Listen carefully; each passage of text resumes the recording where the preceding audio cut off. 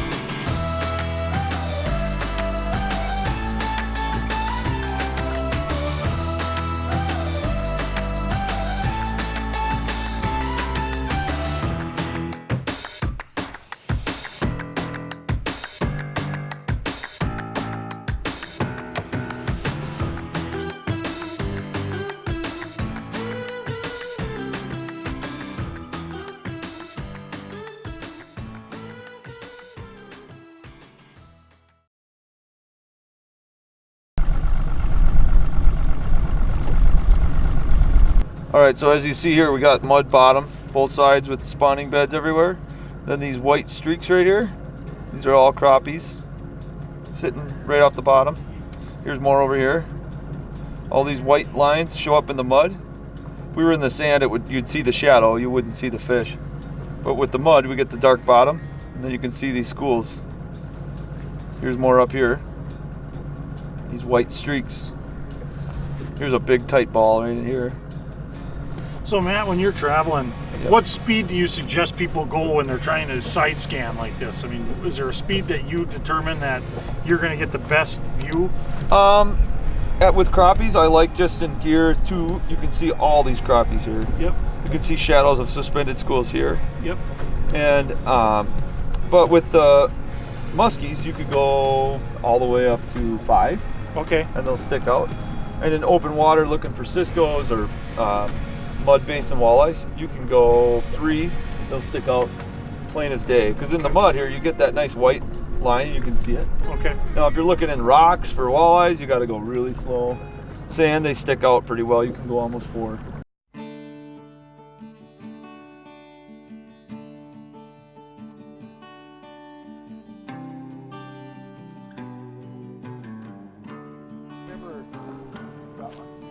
Oh, there we go. Got down and set it on the bottom and picked it up. Did it? Oh, so you were kind of dragging right across that bottom, just kind of bouncing it, and let it slack up. Oh, nice crappie. Oh yeah, that's a nice one. Real big, but good start. Yeah. No plastics or nothing, just tip to the minnow. So tell them what we're just kind of moving across here. Half a mile an hour, just. Yep, water just warmed up, and the fish are not up at all. They're sitting right on the bottom. If they were up, it'd be a whack and slack every time, just hammer it. Yep. We could go a lot faster. But since they're just laying there, all I did was drop my rod back, set it on the bottom for a second, and it picked it up.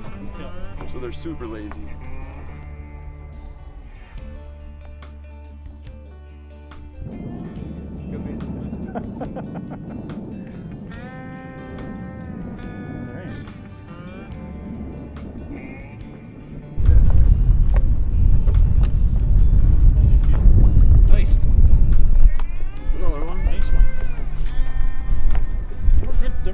Nice crappies though. Yeah, we'll get some bigger ones. You've kind of dialed in here now that we're kind of working this little edge here. Yeah. Hopefully we'll just keep getting icons. We'll get them. Yeah. I've never experienced that lazy of a bite though. No, it's just set it on the bottom and they pick it up. Yeah. Pick up.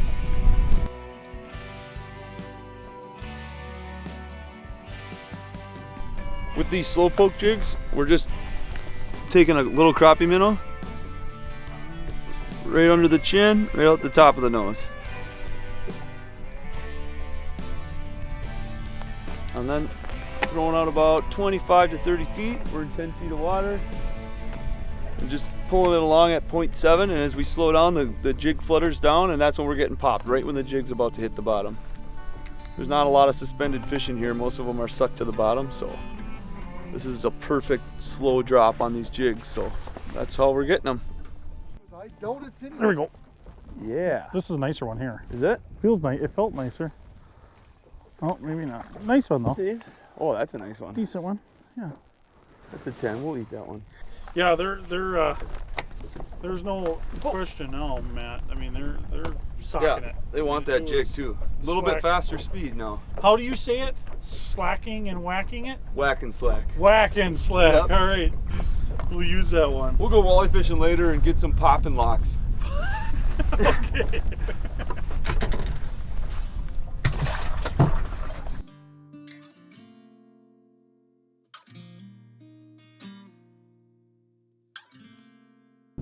Oh, there we go. Same size, do you think? Yep, same size. Same size. Yep. Oh, even.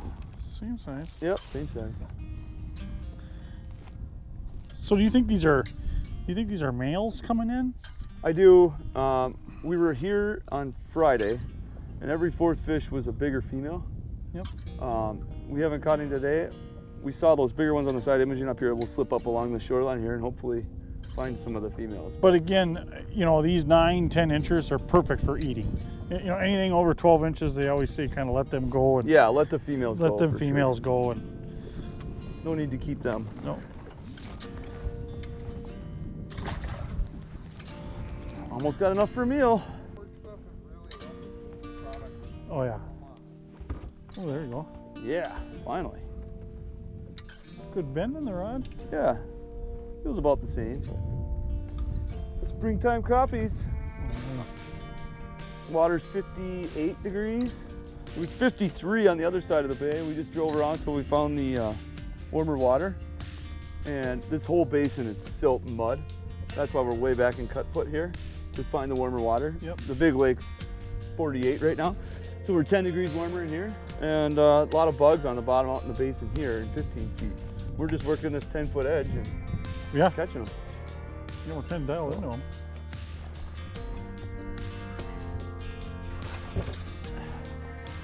We need to catch one that we need the net for.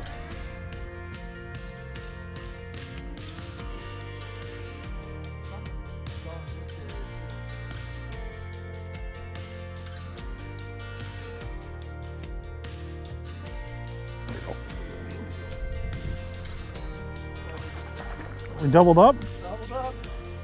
Another nice school. Yeah. They're you know what? They're good eating crappies though. Yeah. I mean, they're great size. I'll eat these all day. Mm-hmm. Yeah, they're eating that jig too. Oh my god. Yeah, they want that thing.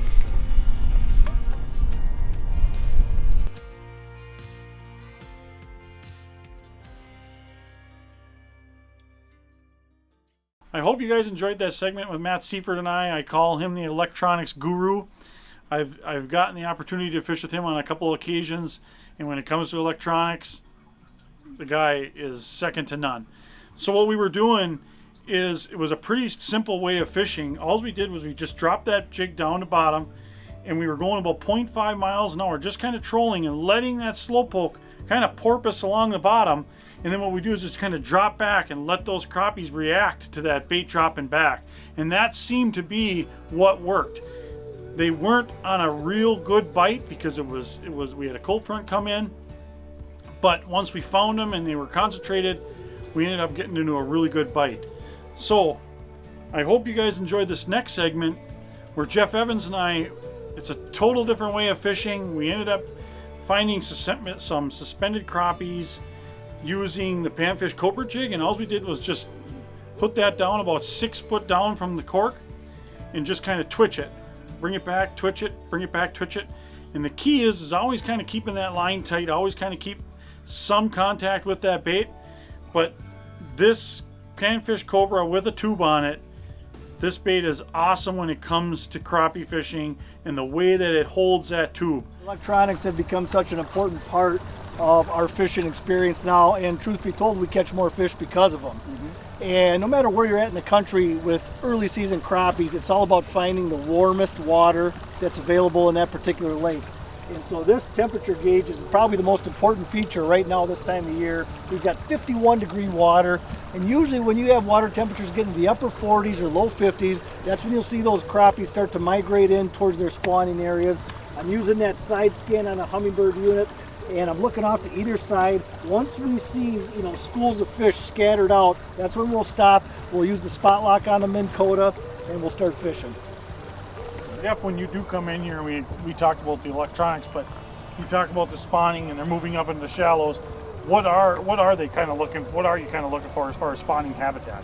One thing I've noticed over the years, and it's when you're searching for warm water, and whenever I look on the shoreline, I'm looking for that boggy type of shoreline, and I think what the situation is there is that it just holds a little bit more heat, and we're not talking about big swings in temperature. It could be 0.2 degrees or 0.3 degrees, but just that little bit extra heat seems to draw those fish in. So it's the first thing I look for when I get into these shallow bays is that boggy type of shoreline, and then I focus in those areas.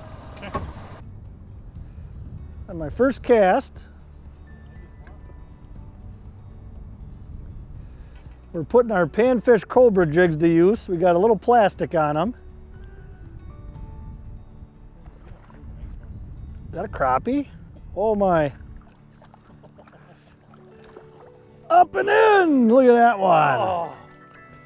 Look at that one. Actually, my first cast of the day, hopefully that's a good sign. Boy, what a beautiful fish. I actually thought I had a bass on. But what a nice crappie. Good start to the day, Tone. Oh, that's a great start.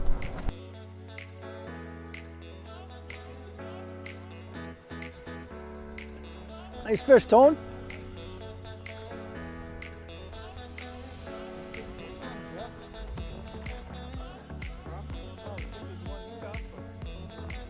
That's a nice fish. We were talking about that earlier. Is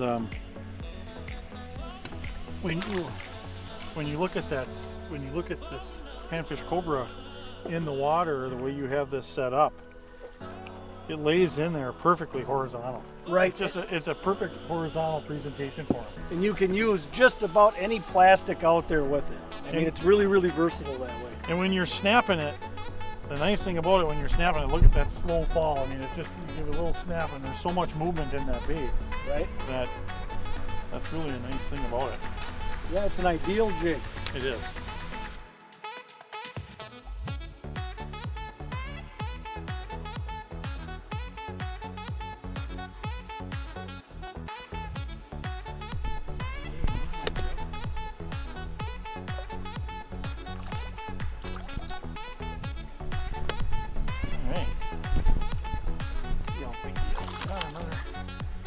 Not a bad crappie though, Getting Jeff. better. Yeah, that's not bad.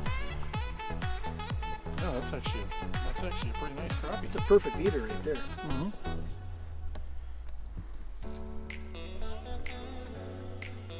You're absolutely right though. You look at a fish like that, that's a good eater. Yep. Let those bigger ones go. Absolutely. Your main spawning fish. Yeah, you start to see those fish get up around 12 inches. It's always a good kind of rule of thumb to throw those ones back. Go, yeah, right.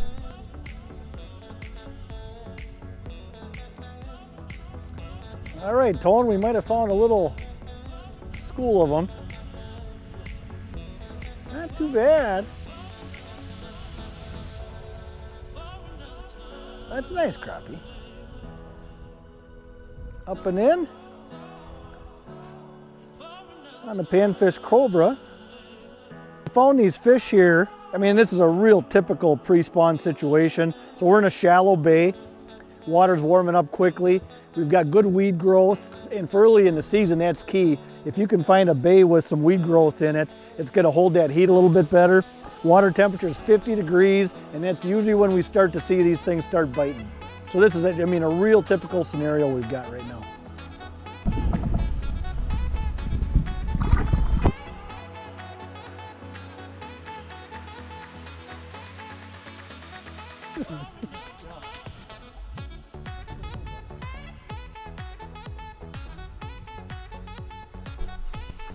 Yeah, we got a little pot of fish here now, Jeff. Perfect.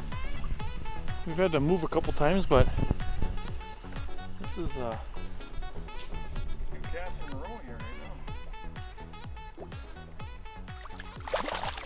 Nice one, Tone. Nice. That guy in. Oh, yeah. You know, Jeff, this time of year though, there's nothing funner than catching these crappies. I mean, it's just an old style float, float with plastic. Catching beautiful crappies just like that. Man, you can't beat it. One of my favorite things to do right there. Yep.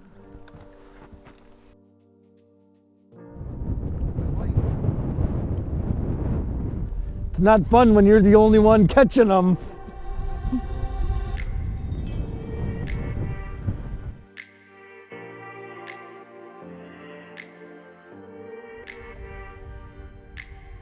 So Tony, do you plan on sharing any of these crappies with me?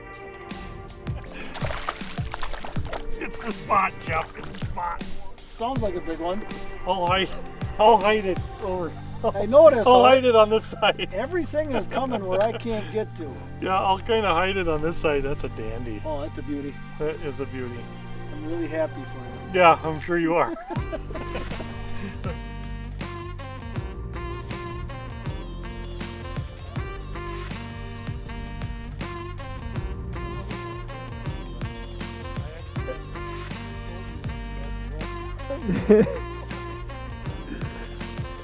I want to point out that mine seem to be a little bigger than yours.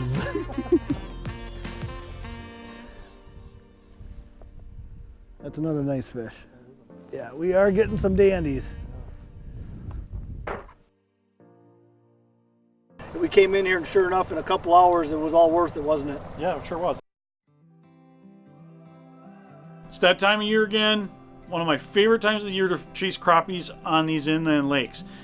Now, when I go into an inland lake, I look for that main basin of the lake, and I know that it's said over and over again, but that's really what it is. You go find that main basin, drill a bunch of holes, 30, 40 holes, get yourself in a position where you can get your electronics down there, move fast, work that bait, see how aggressive that them fish are. If they're not aggressive, move on. Them crappies, eventually you'll find them where they're feeding. Now, when it comes to bait selection, I'm not afraid to try something a little bit bigger.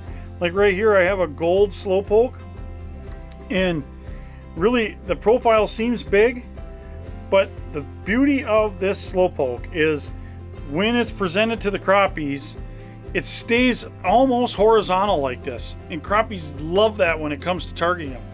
And the other part about that I like about these slowpokes is that they are made of lead. I know a lot of you guys out there, you love the tungsten, but I'm telling you right now that lead, it doesn't fall that much different, but the nice thing is that it does have that natural slow fall. So when you're out there, give it a try, but they love that horizontal presentation. That's more the reason why I like the slowpoke than what it's made out of. I like the presentation that it gives the crappie.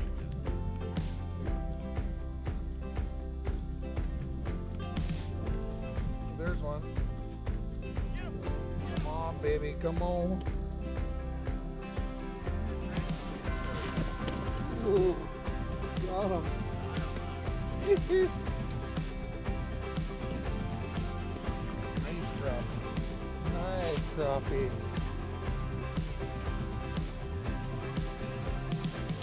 Ooh, that's a dandy crappie, boys.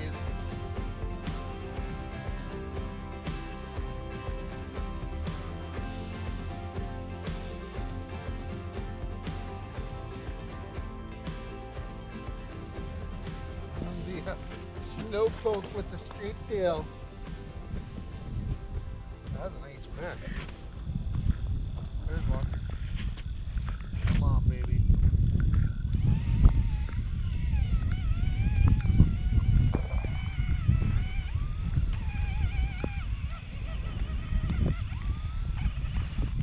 Gotcha.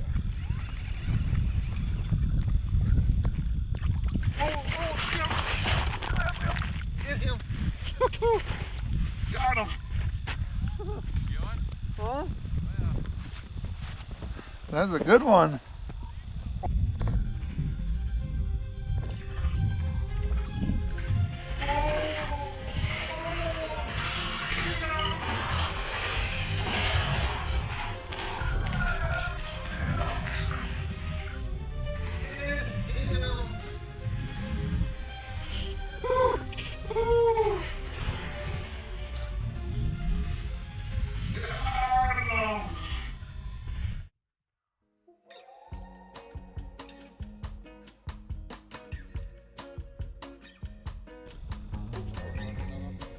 I'm using Fire Tiger. You got one of them if you want one too.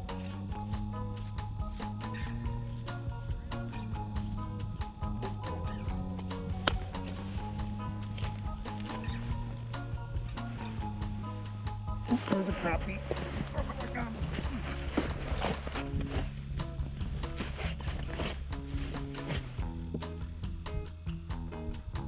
Come on. There we go.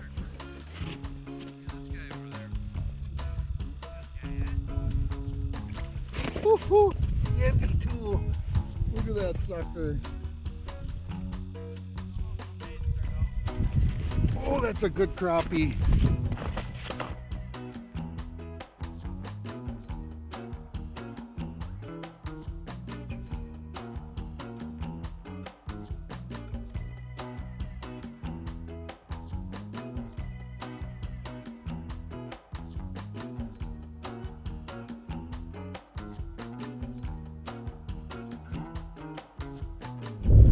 Get him. I saw the hit from here.